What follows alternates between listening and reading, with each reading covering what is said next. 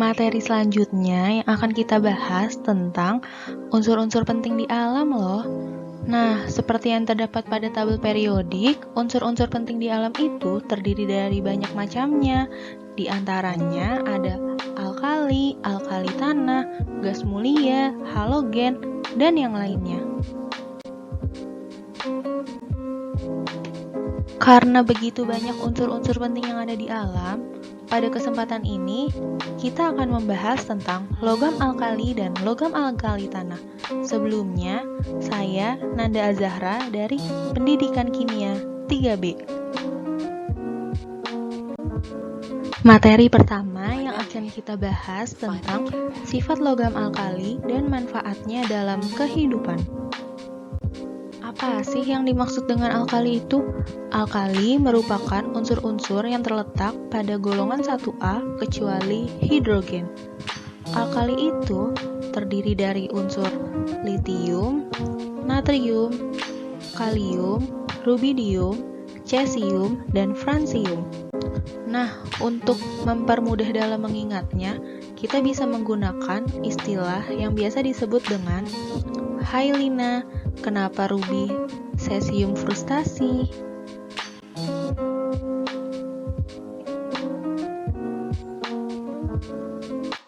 Unsur alkali memiliki beberapa sifat, di antaranya sifat fisika dan sifat kimia. Sifat fisikanya terdiri dari ringan dan lunak. Energi ionisasi kecil, semakin ke bawah semakin kecil. Dapat larut dalam cairan amonia. Larutannya berwarna biru dan merupakan penghantar listrik yang lebih baik dari larutan garam. Serta, jika disinari cahaya dapat memancarkan elektron. Sifat ini digunakan pada efek fotolistrik. Lalu, untuk sifat kimianya, terdiri dari mempunyai elektron valensi sama dengan 1, sehingga konfigurasi elektronnya Ns1, lalu mudah membentuk ion-ion positif. Kemudian, merupakan reduktor yang kuat, serta sangat reaktif dan dapat bereaksi dengan air. Unsur-unsur yang terdapat pada logam alkali memiliki warna-warna juga loh, seperti yang terlihat pada gambar. Litium yang berwarna merah keunguan, natrium yang berwarna kuning, kalium yang berwarna keunguan, rubidium yang berwarna merah muda, serta cesium yang berwarna kebiruan. Lalu, unsur yang terakhir yang dimiliki oleh logam alkali adalah francium.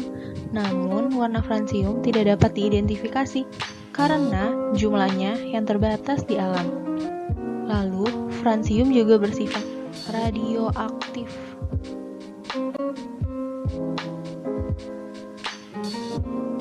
Selanjutnya, reaksi pada logam alkali. Pada logam alkali terdiri dari beberapa reaksi. Yang pertama, reaksi dengan air. Ketika logam alkali bereaksi dengan air, maka akan berbentuk logam alkali bersama hidrogen ditambah gas hidrogen. Lalu, ketika logam alkali direaksikan dengan oksigen, dapat membentuk 3 senyawa, yaitu senyawa oksida, senyawa peroksida, dan senyawa superoksida. Untuk reaksinya bisa dilihat seperti yang ditampilkan ya. Ketika logam alkali direaksikan dengan halogen, atom pada alkali harus berjumlah 2 dan halogen harus berfasa gas, sehingga akan dihasilkan 2 molekul campuran logam alkali dan halogen yang berfasa padat. Kemudian, reaksi dengan hidrogen. Nah, ini adalah penyebab dari mengapa hidrogen tidak termasuk dalam logam alkali, karena dapat bereaksi dengan sesamanya. Untuk reaksi dengan hidrogen, logam alkali akan membentuk senyawa hibrida. Senyawa hibrida merupakan senyawa ionik kristal yang berwarna putih. Selain keempat reaksi tersebut, terdapat juga nih reaksi pada logam alkali, di antaranya reaksi dengan asam encer.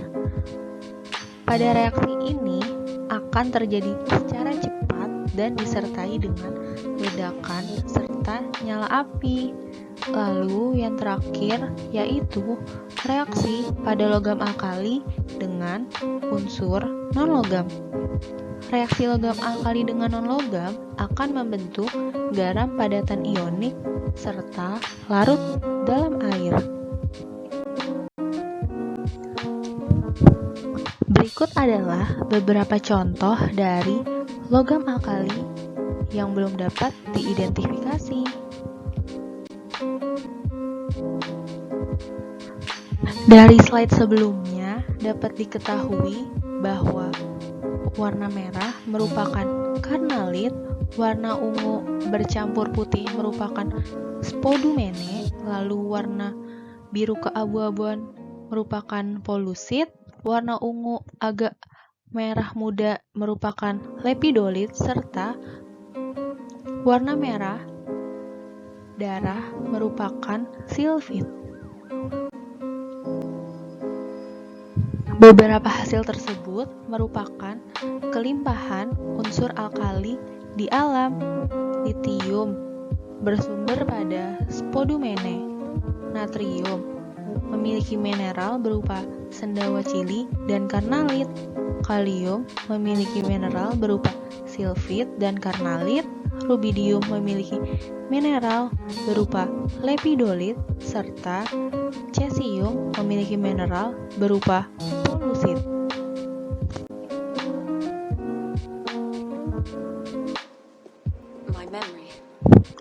Logam alkali sebagai salah satu unsur penting di alam memiliki banyak manfaat dalam kehidupan, seperti litium yang dapat digunakan untuk membuat logam campuran dengan aluminium untuk menambah ketahanan aluminium dalam suhu yang tinggi. Lalu natrium seperti dapat digunakan untuk pendingin pada reaktor atom. Kalium dapat digunakan untuk bahan pembuat pupuk. Rubidium dapat digunakan untuk sel fotolistrik. Cesium dapat digunakan untuk membuat sel fotolistrik, katalis hidrogenasi, dan getter pada tabung elektron, serta francium yang belum dapat diketahui manfaatnya. Karena jumlahnya yang sedikit, maka francium termasuk salah satu unsur yang sulit untuk diidentifikasi.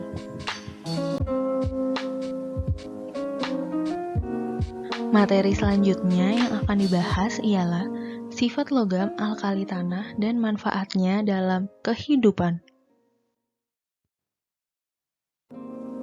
Lalu, alkali tanah merupakan unsur-unsur yang terletak pada golongan 2A. Alkali tanah terdiri dari unsur berilium, magnesium, kalsium, strontium, barium, serta radium.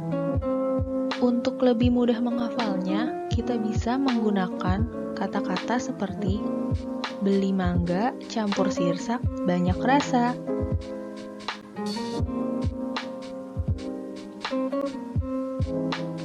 Sama seperti logam alkali tanah juga memiliki warna nyala, seperti pada berilium dan magnesium memiliki warna yang hampir sama, yaitu putih. Kalsium yang memiliki warna yaitu orange. Strontium dan radium juga memiliki warna yang hampir sama, yaitu merah keping-pingan, lalu serta barium yang memiliki warna nyala berwarna hijau. Logam alkali tanah juga memiliki sifat fisika dan sifat kimia. Di antaranya untuk sifat fisika seperti logam alkali tanah memiliki jari-jari atom yang besar dan harga ionisasi yang kecil.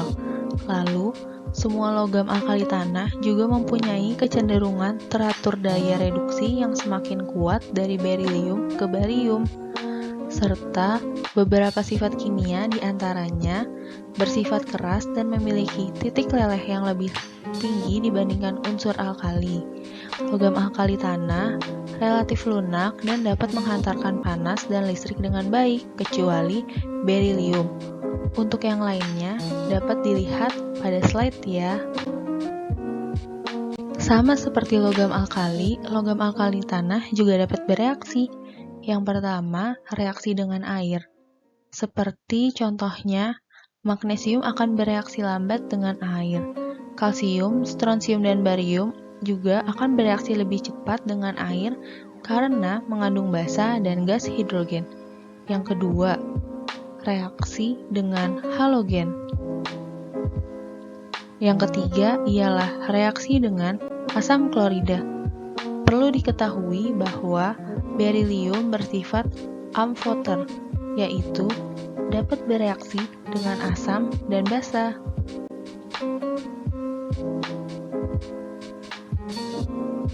Selanjutnya, pada logam alkali tanah juga dapat bereaksi dengan oksigen, lalu juga dapat bereaksi dengan hidrogen dan membentuk hibrida dengan ikatan ion, serta reaksi dengan nitrogen yang akan membentuk nitride.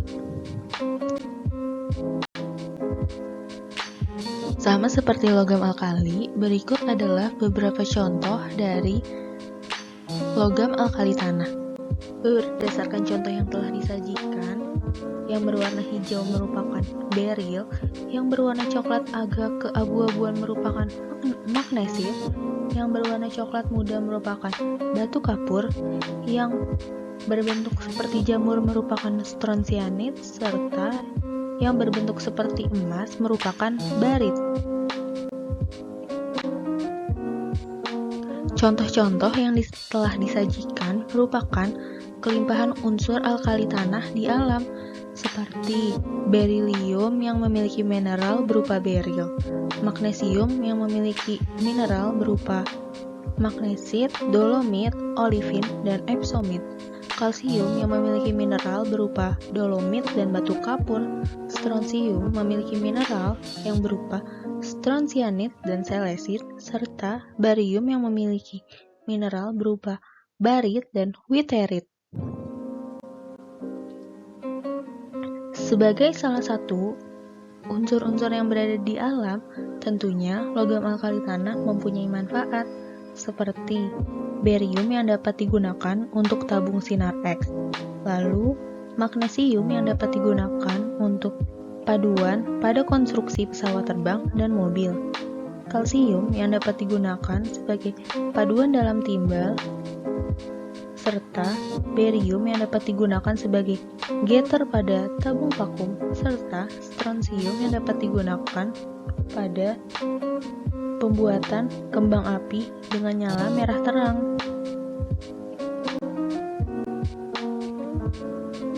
Berikut ini merupakan sumber referensi dari materi yang saya buat.